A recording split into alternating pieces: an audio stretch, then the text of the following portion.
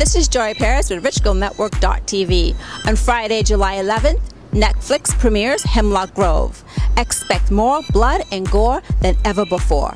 So I cannot wait for season 2 of Hemlock Grove. Stay tuned to Network.tv.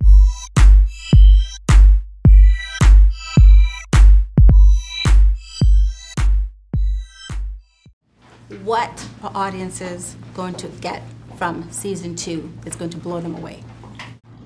It's a whole new season. There are new characters introduced. Some of the old ones, like myself, not old as in age, but as in the previous season, come back from the dead. And we have a new team of writers involved, and we're straying completely from the novel in this case.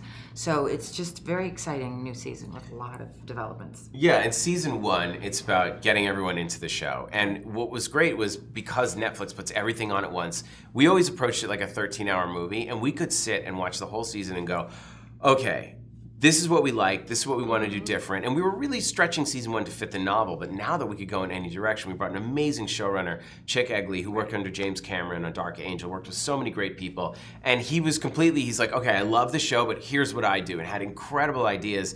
So we all had ideas, and we know what we liked and what worked, but we focused it to 10 episodes, and we just wanted to up the ante on all levels. You know, we could really, really write for Famke now in a way that we couldn't before, because we're taking her character in new directions. We could add, we saw which scares worked. We're like, okay, let's one-up it by this one. Let's one-up the story, the characters, the drama. We want season 2 to blow away season 1, so that everyone who invested all that time in season 1 now is like there's a really, really huge payoff for it.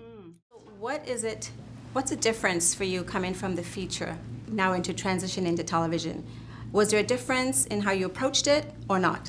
Not anymore. I mean, I think that's the beauty of this whole Netflix model, is that there used to be a difference between television and film, and there was a time when you were either a television actor or you were a film actor or a filmmaker in either one of the two mediums, but now it's just, you know, open territory for everybody, because it almost feels as though we're making a 10-hour movie or 10 one-hour movies or whatever it is, because you have the same level of people in front and behind the cameras who are working in both these mediums. And it's really quite incredible, I think, for our business that all of a sudden we now have so many more opportunities to create that weren't there before. Yeah, and now as a director, you know, it's a slightly different medium. It's a longer form storytelling. You know, we all approached it like a movie. We had great theatrical directors, Spencer Susser, who did Hesher, and Floria Sigismondi, who did The Runaways, and Vincenzo Natali, who did Splice and Cypher. Like, we had great directors coming in and really approaching it like they were doing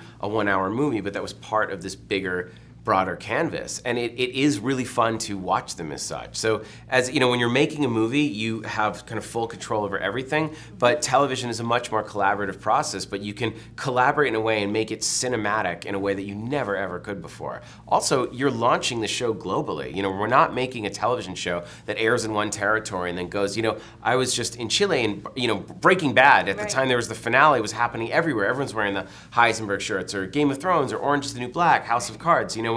What's great about the show is you are kind of you know, pop culture has been globalized now. So when we make a show like Hemlock Grove, there's incredibly high standards that we want to meet for ourselves, but it's almost like you're releasing a movie around the world, just in long form.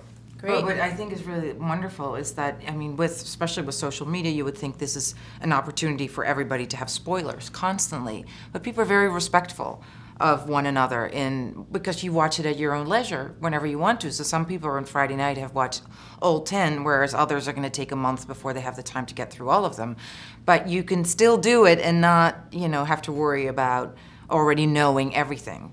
Great. Well, thank you guys so much, and I'm excited for season 2. Thanks a lot.